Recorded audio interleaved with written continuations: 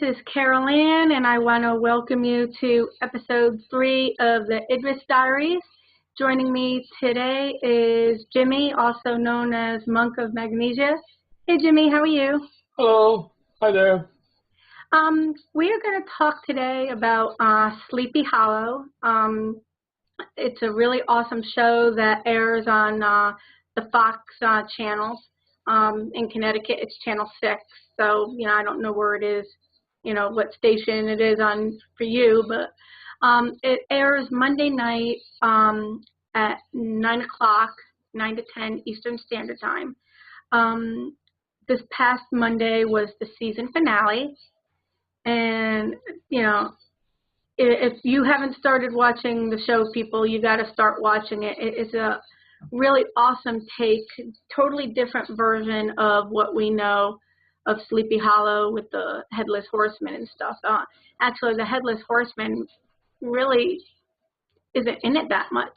It's only been in it the first episode. Then it had like a major plot twist about like 3 or 4 episodes ago, and then he didn't even show up until the end of the season finale for the last 2 minutes. So basically it's centered around the whole myth and legend of the 4 horsemen, with the Headless Horseman being death. It's a really awesome show. It stars Tom Meissen as Ichabod Crane. And then he has his sidekick kind of is this girl named Abby, played by Nicole. Can't read my writing. Her first name's Nicole, and her name's Abby. And it's just an awesome show. So, Jimmy, what do you think of it? I love this show. I tuned into it because I was born in Sleepy Hollow. Oh, that is so cool. Lived there for about my first year, and that made me want to tune into it. 2 of the 4 show creators also had created Fringe. I watched Fringe from episode 1 to the very end. Fringe I loved except for the final season, but it was still a great show. And 2 of the 4 creators created Fringe. So tuned into Sleepy Hollow. It takes a lot of liberties with the story of Sleepy Hollow. In the story of Sleepy Hollow, written by Washington Irving in 1820, Ichabod Crane was courting a girl named Katrina. In the movie, or in the TV show, he's married to Katrina. In the story, he was courting Katrina because he was really interested in her inheritance more than he was interested in her. Oh, okay. The Headless Horseman in the story lost his head in the American Revolution, but in the story it was blown off by a cannonball. In the TV show, he was beheaded on the battlefield by Ichabod Crane himself. The story takes a poetic license. It assumes that no one in the 21st century knows the story of the Headless Horseman. Yeah. Yeah. The acting is great. He comes from the American Revolution to the 21st century. And so it's a fish out of water. Everything's new to him. The humor is great. The acting's terrific. The writing's terrific. From the episode 1, the way they relate to each other and talk to each other, the two main characters, the back and forth banter. It's just a terrific show.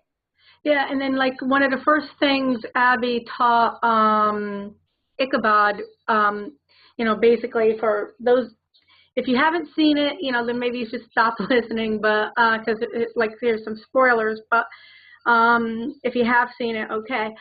At the first episode, basically Abby's mentor gets killed, and then Abby and Ichabod are doing this thing, and one of the first things Abby teaches Ichabod is the fist bump, and that actually comes to play in the season finale where season finale. Yeah, I mean, what's so amazing about this show is, like you said, they do have some humor in it, and it's just, like basically you find out that the Revolutionary War wasn't just being fought, the colonies versus England, but it was also another front of the war was good versus evil, with George Washington like leading the charge. And you're finding out all like this mythology and all these little clues and stuff like that with George Washington. He's like really central, and Ichabod obviously was, on the side of like England, but then he turned. He basically became a traitor and worked for the colonies for what becomes the United States. And you're finding out that there's this battle also between good and evil, and it's everything centered around the four horsemen of the apocalypse. And there are two witches' covens. One is a good witch coven, and the other is a bad witch coven. Right. One is trying to stop the end of the world, and one's trying to bring the end of the world. Yeah, and then you're also finding out that the what do you call them? The Masons were also a part of it. They were like also in the middle of everything, and so all these little like tidbits of from all the. He's basically, the writers are basically writing this tale based on all these little tidbits that, we all know little bits about, like whether we know a complete story or whatever. Because, the story that I know of the Headless Horseman is this traditional Ichabod Crane, shows up and then, he's having this battle with the Headless Horseman, I remember the cartoon and and I remember the one with Johnny Depp and stuff like that. So this is like a totally different take, where the Headless Horseman isn't even, he's a main character, but he hasn't really appeared much because he just shows up once in a while. And then recently during the season finale, you found out that, Ichabod had a son. And he found out that the coven, Katrina's coven, which you thought was good, but apparently turned evil or whatever. It's really not clear, why the coven did this, but they basically buried Ichabod and Katrina's son like alive. And there's this. Do you remember the demon's name? There's some demon. Morlock. Yeah, he ends up bringing back. The Ichabod's son, Jeremy, and you find out that Jeremy actually becomes War from the, the four horsemen of the apocalypse. And that's basically how the season ended, with you finding out that Ichabod's son is War, and Ichabod is like kind of trapped in like this, coffin type of thing, being buried underground, where Jeremy was, buried, and Abby is stuck in purgatory, and I mean, it's just a really fascinating like tale what the writers are doing. And like you said, Tom Mison is like so good at Ichabod Crane, where he's himself, but he's also living in like the modern age, and he's like basically a colonial like time person. So, there was like this really funny scene during the first part of the I can't remember, because it was a 2-hour finale. I can't remember if it was the first hour or the beginning of the second hour, where Abby is trying to update his clothing because he's still wearing his like colonial style clothing.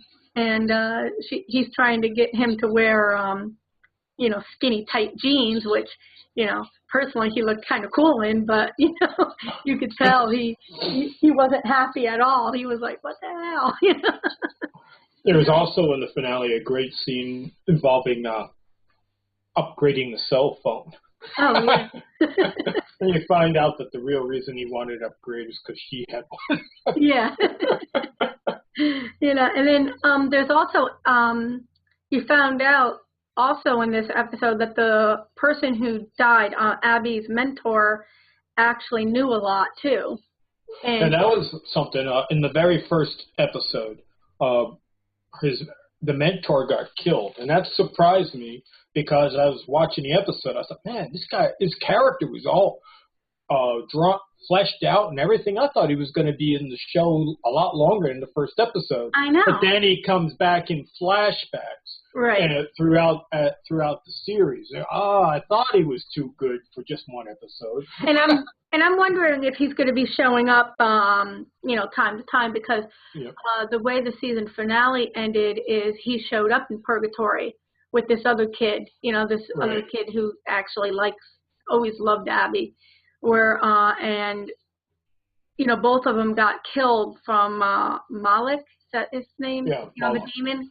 Moloch, I believe. Yeah, so you got the impression that because they were killed by the demon, they're in purgatory too, because when Abby is running away, trying to get away from people, basically it's kind of playing mind games where she actually thought she was in real life, where they had this nice setting where, they were sitting down together eating pie.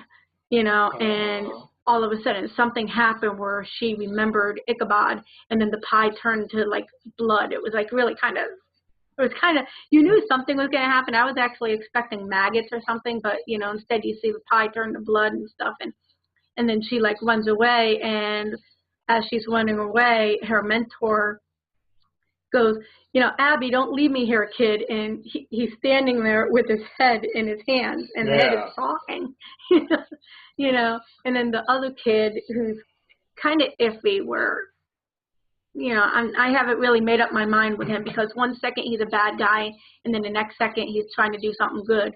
But, his head is turned on, like they broke his neck and his head is on backwards or something.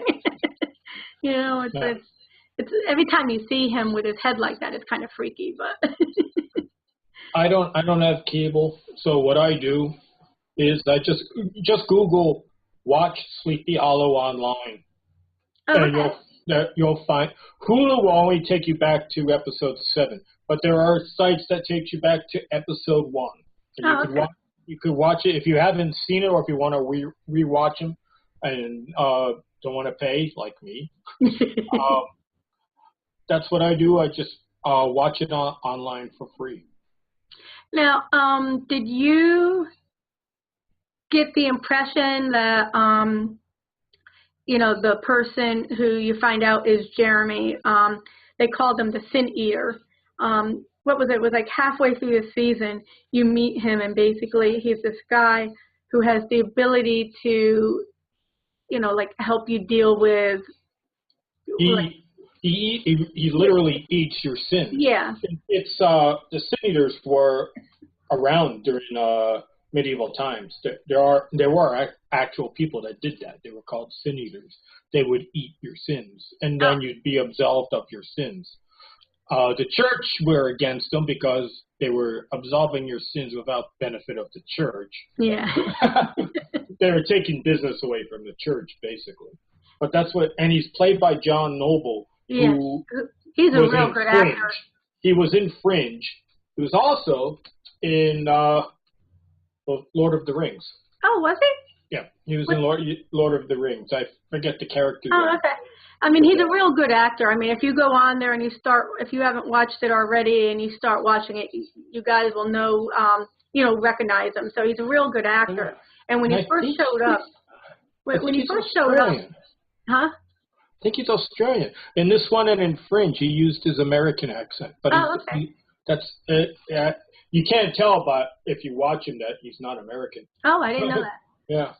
But when he first comes up, you just thought I kind of knew he was going to be showing up again, and then he showed up, and maybe a couple of episodes later, they kept using him, and he was actually all humble and stuff like that. But before the season finale, the last time he showed up, I was starting to think there was something about him that didn't add up. And when you learn that... spoilers! Yeah, spoilers. When you learn that Katrina and Ichabod had a kid, I was thinking that this guy was going to be the great-great-great-great-great-great-great-great grandson. That's what I was thinking.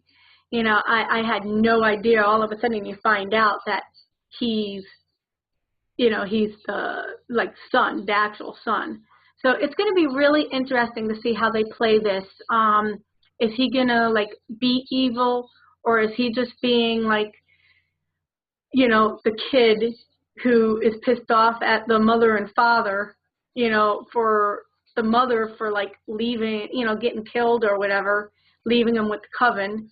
You know, it's going to be really interesting to see if he's going to stay good or if he's going to stay bad, because another spoiler alert is when Ichabod and Abby were going to Purgatory to try to get Katrina, and that's, like, was central to, like, the season finale, because they knew that the horsemen were coming.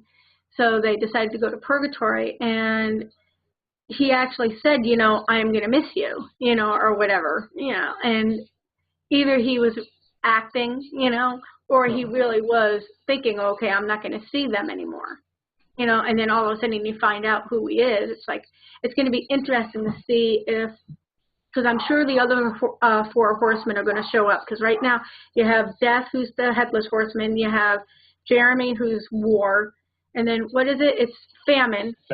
And then Pestilence. Yeah. So it's like those two are going to be showing up soon, I bet. You know, maybe in the season, you know, 2. It's just going to be interesting to see how they play this out. You know, I understand why he was mad at Ichabod, because he knows Ichabod didn't even know he existed. Yeah. Ichabod didn't know he had a son. Yeah, so it's like, you know, it's like, was he just upset because he was like, I mean, if he was, like, dead, that would be one thing, but you got the impression that he just was, like, alive during that whole time in the box. It's like, you know, why is he mad? 200 years in a box. Yeah, it's like, why isn't he mad at the coven? Why doesn't he go after the coven? And that's another thing. I hope they bring more of the covens into it to explain, you know, why they treated Katrina and why they treated Jeremy and Dad. Now, even though the show is Sorry. it's supposed to be in Sleepy Hollow, it's actually filmed in North Carolina. So is it? Oh, I thought it was like I thought it was in Canada or something. First episode, the premiere episode, was filmed in Canada. Oh, All the others were filmed in North Carolina. None of them were filmed in Sleepy Hollow. Oh, come on! That would have been cool if it was filmed in Sleepy Hollow, or at least have a couple of episodes where it's filmed in Sleepy Hollow, you know? Yeah. I mean, and you know what? They haven't had that infamous covered bridge yet. You know, covered bridge scene. So I wonder if they're at some point, I mean, if you think about it, if they're going to be coming back in the fall, figure if it's going to be like September, and then they have an episode, it would be really awesome if they had an episode, you know, leading up for Halloween, where they actually have, like, maybe that, like, you know, scene where Ichabod is being chased by the Headless Horseman, and then there's that bridge. There's a computer game called American McGee's Alice, and Tom Myson, who plays Ichabod Crane, I'm on a podcast. Sounds just like the actor that played the Cheshire Cat in American McGee's Alice.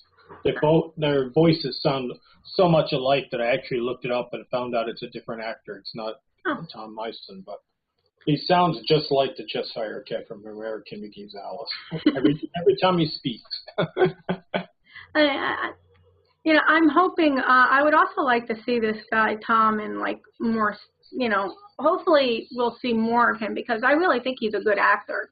Uh-huh. There's just something about him, and I don't remember ever seeing him before. He's been in things before, but I don't think I've seen him in anything that he's been in. So what are you looking for? Is there anything specific that you're looking forward to? Or what you would like to see happen? Well, you know, she has a past. She and her sister. Oh, Angie and... Yep. I forget the sister's name. Yeah. And that's another thing. It's like they actually saw... you found out in the season finale that Angie and the sister ended up seeing Malachi bring back Jeremy Crane. They actually witnessed that. Yep. And for some reason, I guess they were supposed to be there. I guess it was some kind of like, the righteousness like brought them to the woods, and I guess they were hoping that they were going to stop them. But they were kids at the time. So why would they expect 2 young kids to like stop a demon? Yeah. So I mean, I'm wondering if we're going to learn more, and I'm actually wondering if there's something more to Angie. Why Angie and Ichabod are so connected. I'm not saying it's going to be like they're going to be a love interest or anything, but I'm wondering if we're going to find out that, maybe they're like some kind of distant relative or something like that. That would be interesting. You mean Abby? Abby, I'm sorry. Yeah. Angie. Yep. But I'm wondering if you're going to learn that Abby is like, either a distant relative to Ichabod Crane or like something, Yeah. Or maybe even, you got the impression that Ichabod and George Washington were really, really close. How cool would it be to find out that, Abby is a distant relative of George Washington? You never know. Remember, they got that subplot going on about the daughter who killed the priest while she was possessed. Oh, yeah. And that's another thing. Her father confessed to the crimes. Yeah, and that was a big shock because you have, I forget his name. Orlando Bloom? The captain there. Orlando Bloom is, that's the actor. That's the actor. The captain, he's captain. I don't know his name. Yeah, he actually, he plays like a real important role where he's like kind of like the support team for Ichabod and Abby. And then his daughter got possessed and killed the priest and like some other guy.